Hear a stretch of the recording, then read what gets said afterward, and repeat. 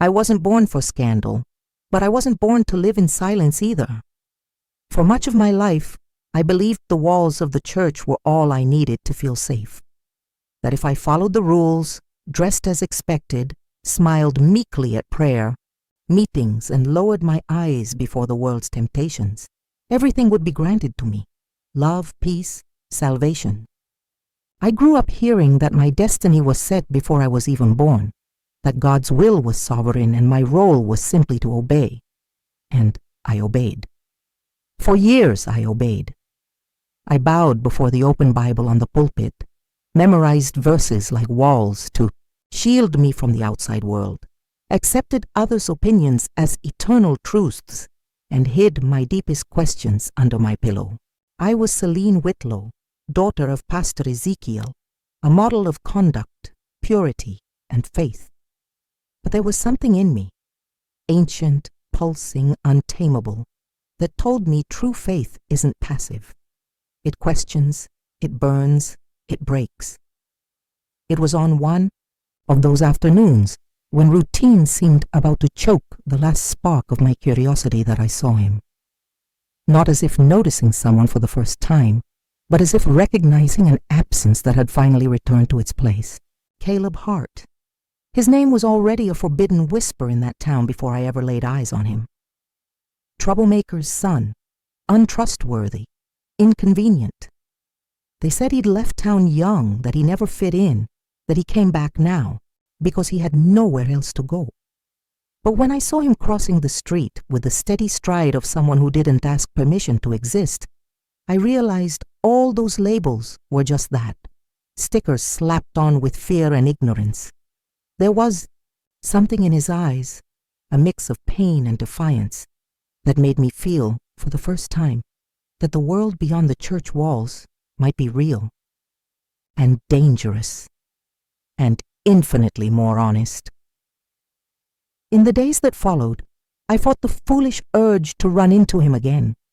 But it wasn't just desire. It was a new kind of restlessness, something no devotional could calm. I tried to distract myself with church duties, choir practice, visits to the congregation's elderly women, but a single thought, just one, would bring his face to mind like a prophecy I couldn't decipher. And I hated that feeling.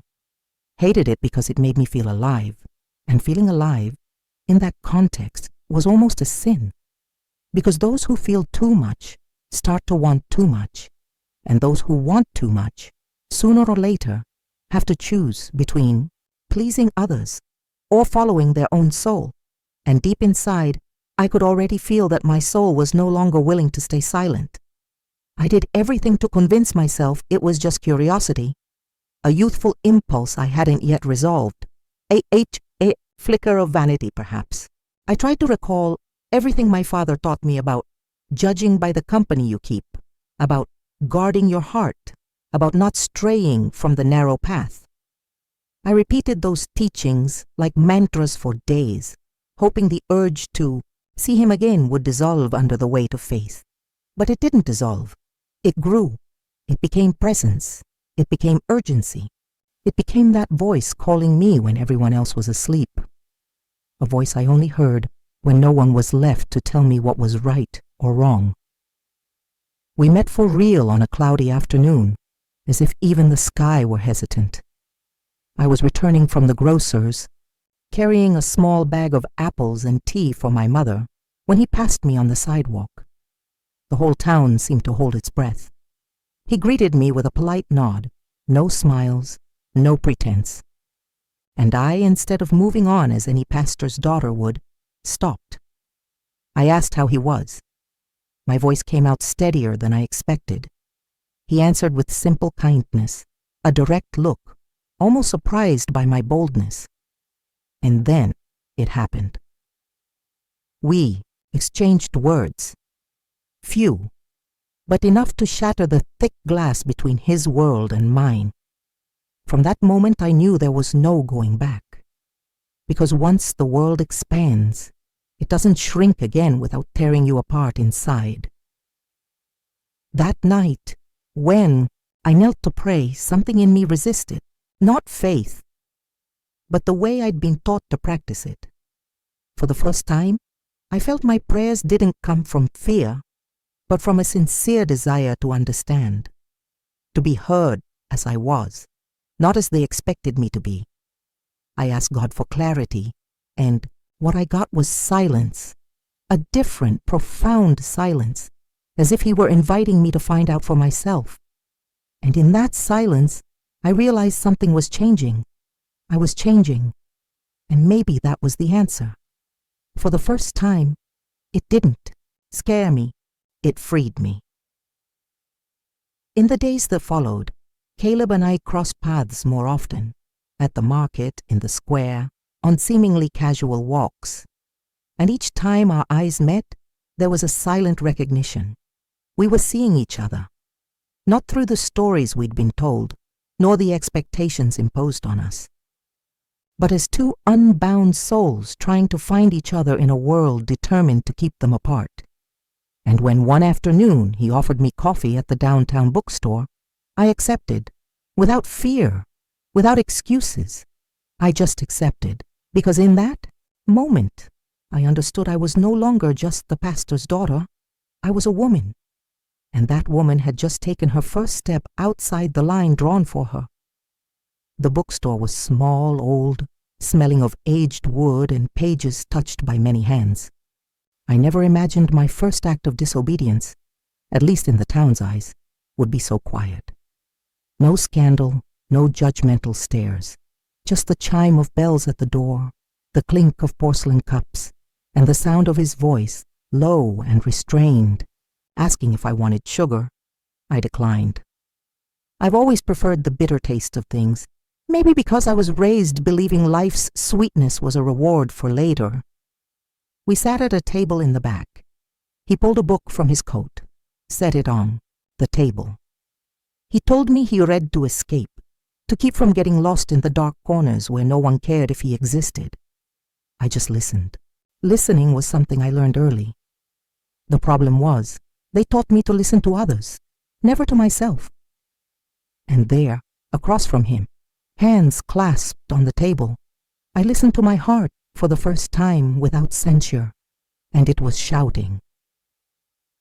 We talked for over an hour, about nothing and everything, about the town, childhood, the lies we were told. He looked at me like he didn't know what to do with what he saw, not with desire, but with wonder, as if he hadn't expected to find, in this pastor's daughter, a mind so full of thirst. When we parted, he didn't try to touch me. He just said, "If you want to talk again, I'll be around." It was the simplest and most beautiful thing anyone had ever said to me. And that night, when I returned home with his scent still clinging to my coat, I realized something inside me had changed forever. It wasn't passion nor certainty. It was a seed. And once planted, I knew no prayer would uproot it. I began to carry this duality like a secret that was both burden and relief. By day, I was the same Selene, punctual, respectful, immersed in church activities. By night, I relived every word Caleb spoke like verses from a psalm only I knew. I felt guilt. But more than guilt, I felt life. And it was that life, that spark lit deep in my chest, that kept me going. He didn't ask anything of me, never hinted at anything.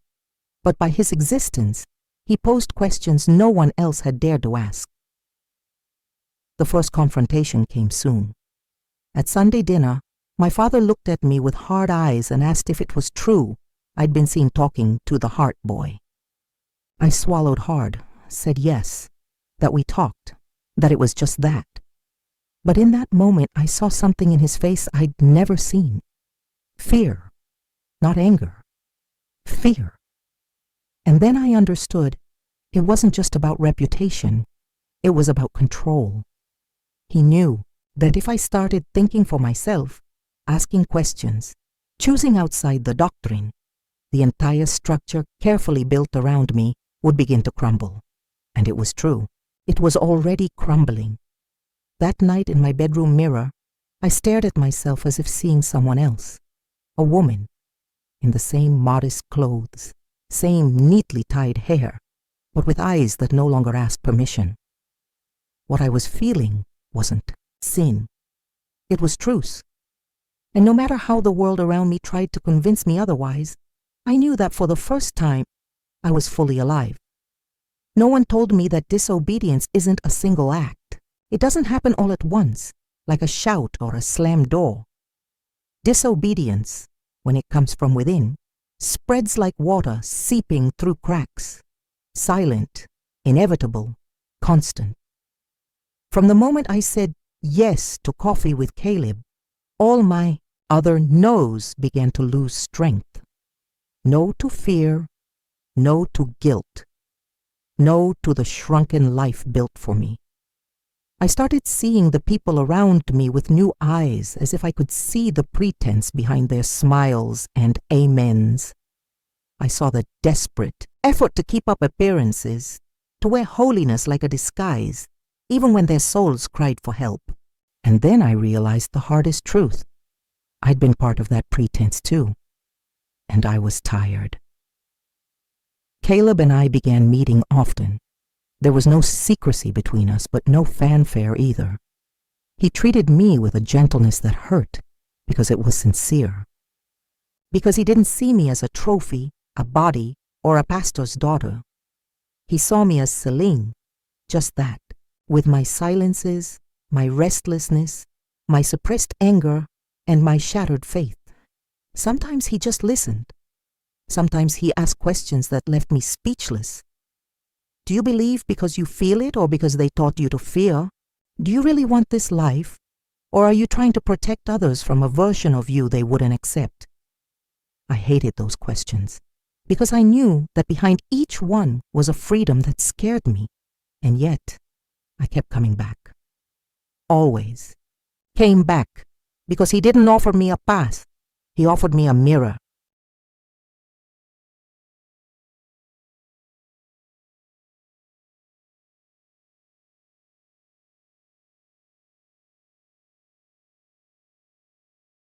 My father began to sense it, not just from what the town said, but from what I could no longer hide in my gaze. He watched me with the same expression he used for difficult sermons, the ones requiring confrontation and firmness. He tried to approach with affection, but there was rigidity behind every word. He said he was worried about my heart, about Caleb's influence, about the enemy's work disguised as affection. And I listened. I still listened. But something in me no longer bent, because it wasn't Caleb pulling me away from faith. It was the way my faith had been caged, tied to human rules, emptied of meaning and filled with fear. And if loving someone could pull me away from that, then maybe it wasn't God I was betraying. It was the prison built in his name. One night Caleb took me to a field outside town, where the lights didn't hide the sky. We sat on the hood of his car, silent, staring at the stars as if they held answers. He told me about his father's imprisonment, about what it meant to carry a surname everyone treated as a curse. He said he tried to escape the town, because here no one let him forget. But now, after meeting me, everything felt different. You remind me of everything I'm, not in everything I can still be. I cried, not because it was beautiful, because it was true. For the first time, someone saw me as light, not as the shadow of a man of faith.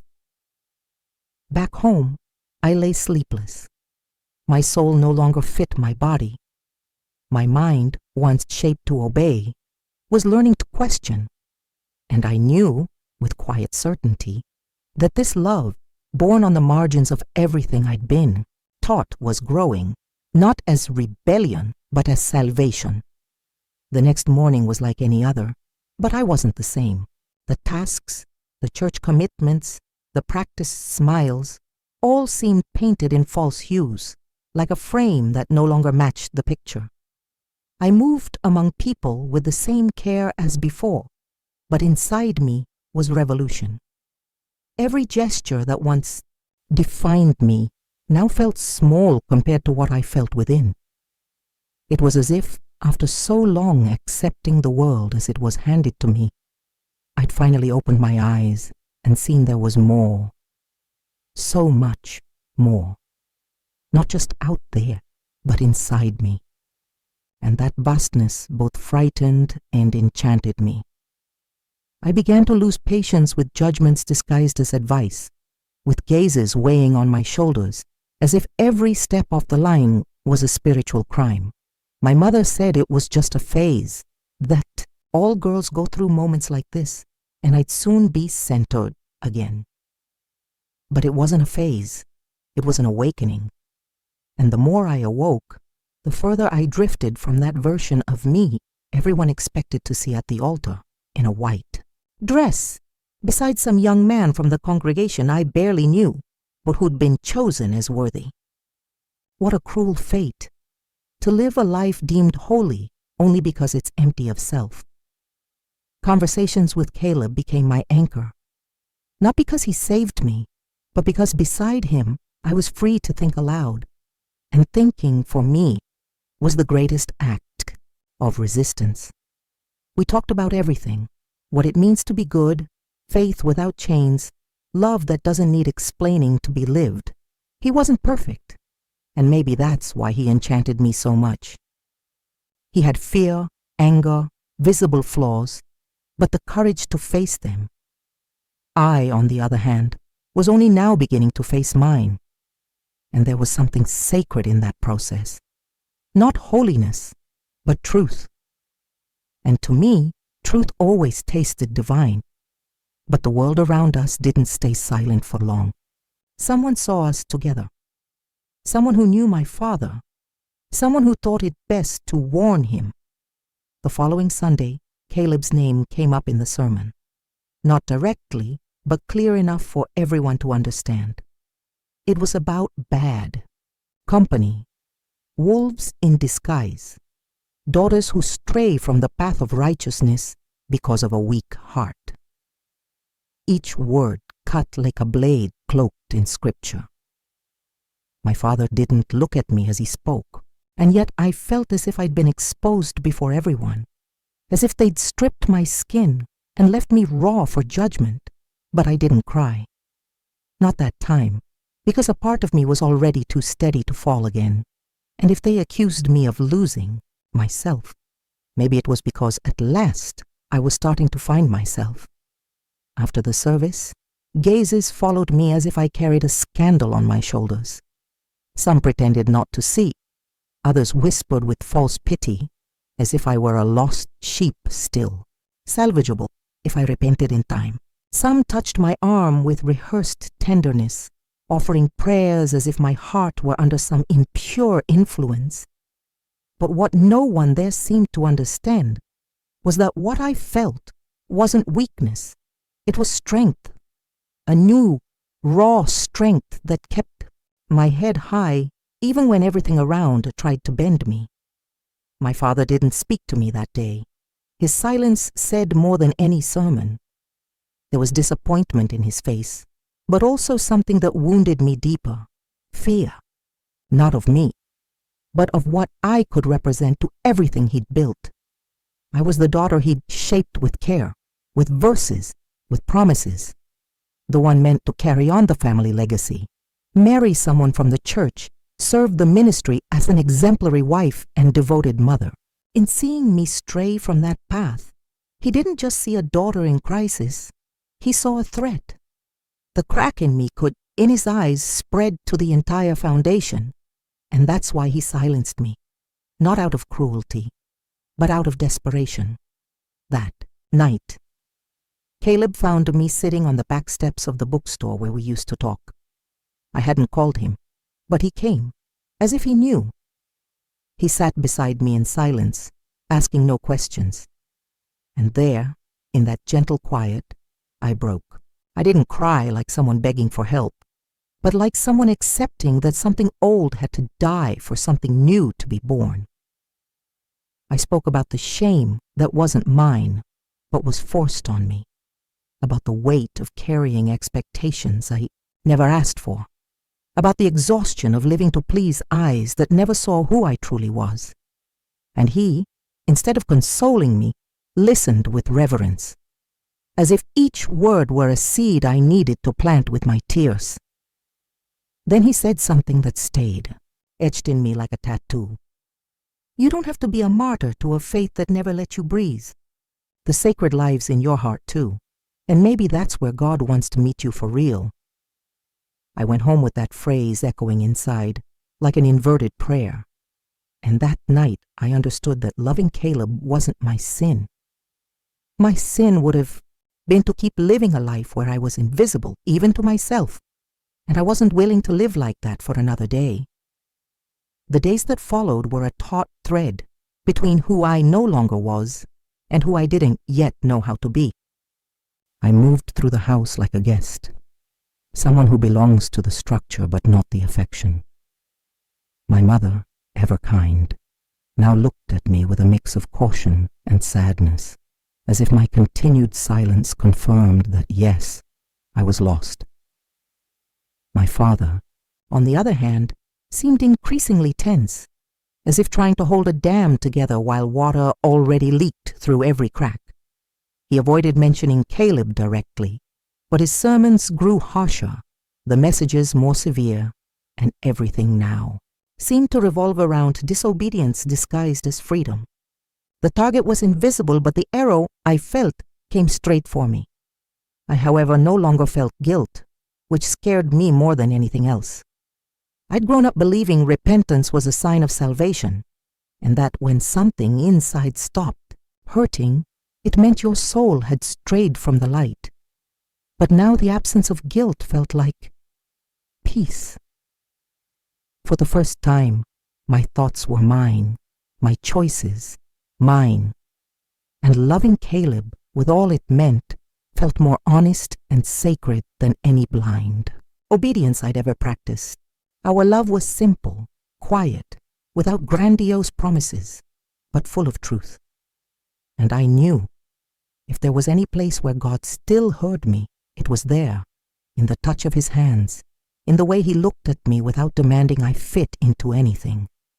What I didn't expect was the blow of seeing Caleb humiliated before everyone. It was during an afternoon church assembly. He'd gone downtown for work when, on his way, he passed the temple. Someone, maybe to provoke, maybe to challenge, called him inside, and he went in. He went in with his head high, body clean, heart at peace, but knowing he'd be judged just for existing in that space. What happened inside I only learned later. Veiled shouts, acid words, an accusation of perverse influence, gazes that didn't see a man. They saw heresy. When Caleb left, he didn't come to me. He disappeared for 2 days. In his absence, something in me ignited. Not fear, rage, not just for what they did to him, but for what it all meant. It was as if that town, that church, those voices were saying loud and clear, you can pray, sing, serve, but you can't choose. You can't love who you want. You can't follow your conscience because your faith only matters when it obeys. On the 3rd day, I knocked on the door of the house where Caleb lived. When he opened it, he was tired, not in body, in soul. I sat beside him, and for a while, we stayed silent. He said he'd thought about leaving, said he couldn't keep fighting for a place that would never be his. But then he looked at me, and in his eyes was something that still resisted. The only thing that would make me stay here is you, Selene. And in that moment I knew, either I fought for what we were building, or I'd spend the rest of my life regretting my silence. So I took a deep breath and answered, then I'm staying with you.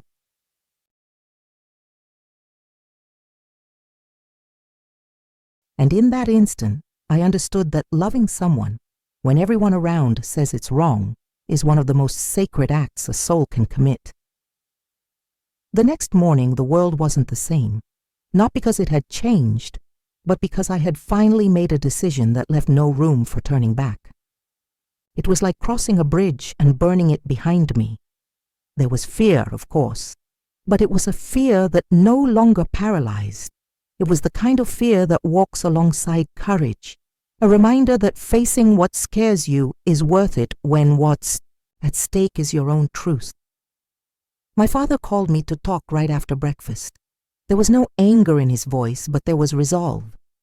He said he loved my soul, that he'd prayed for me all night, and that he still believed God would bring me back to the right path.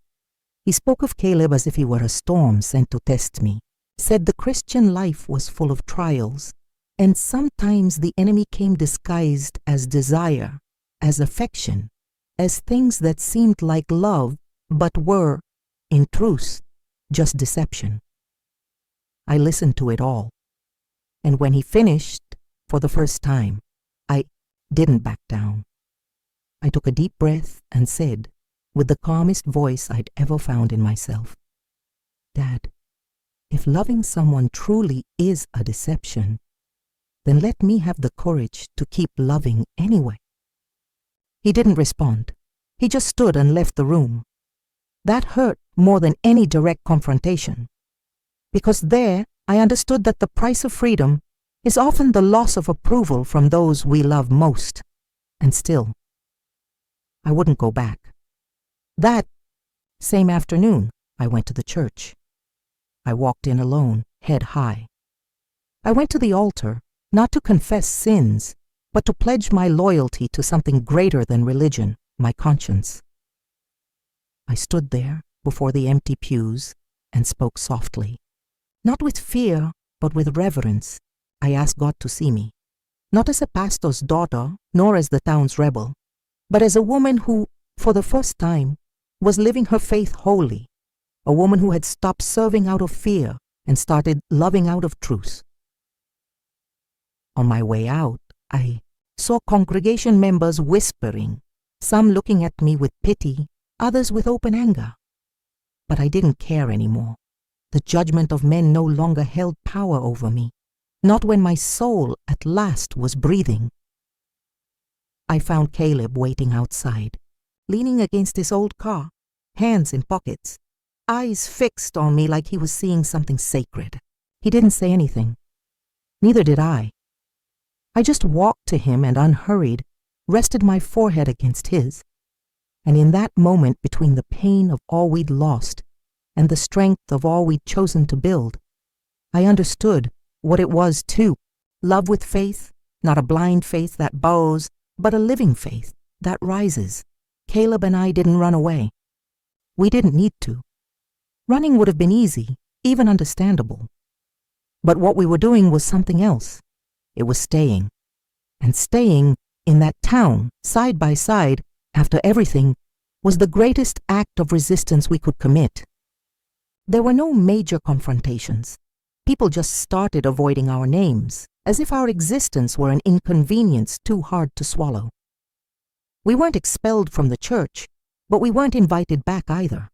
The meetings went on without us. The festive dates kept happening. But between the lines of every event, there was an absence everyone deep down noticed. Because behind that community's rigidity was fear. Fear of what happens when someone dares to love outside the mold, outside the yes sir, outside the program. My mother, over time, began to reach out again, with more looks than words, with more silence than explanations. One day she left a basket of sweets on the porch with a note saying only, "I'm still your mother, and that will never change." That made me cry in a way the town's judgments never could, because it reminded me that real love survives, even when it doesn't understand. And I learned to accept that not every love needs to agree to keep being love. My father didn't talk much to me anymore. He greeted me with the weight of what he still believed, and I returned it with the lightness of someone who had already chosen. I forgave him, though he never asked.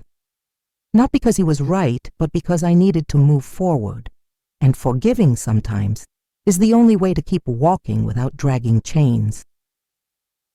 Caleb and I built a simple life, but never a small one, We made our routine a home, even with windows still watched from afar.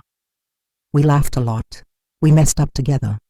We had hard days too, but they were ours, and that made all the difference. With him, I learned that love doesn't need to be shouted to be steady, that freedom isn't the absence of limits, but the presence of choice, and that faith, the faith born of truth, is indestructible. A year later, we married in an open field, surrounded by a few friends, some sympathetic strangers, and an absurdly blue sky. There was no veil, no altar, no traditional blessings. But there was presence. There were hands held. There were steady eyes saying yes, not out of duty, but out of courage. And that day there, I knew with every part of my being, defying. Fate, when done with love, is also honoring what's most divine in us. Today, looking back, I regret nothing, because loving Caleb didn't pull me away from God. It brought me closer. It made me understand that the most beautiful spirituality is the one that lets us love without fear, live without masks, and choose without guilt. And if anyone says, this journey led me astray, I smile, because it was exactly how I found my path. Some people spend their whole lives trying to please the voices of others. I grew up that way, speaking softly to avoid disturbing, following rules to be accepted, erasing parts of myself to fit others' molds. But then came love, a love that didn't ask permission, didn't wait for blessing, didn't fit, and instead of leading me off the path, it guided me back to myself. Today I understand that true faith doesn't demand blind obedience. It demands courage, courage to be whole, even if it means disappointing those who expected you to stay small. Loving Caleb cost me everything that was fragile.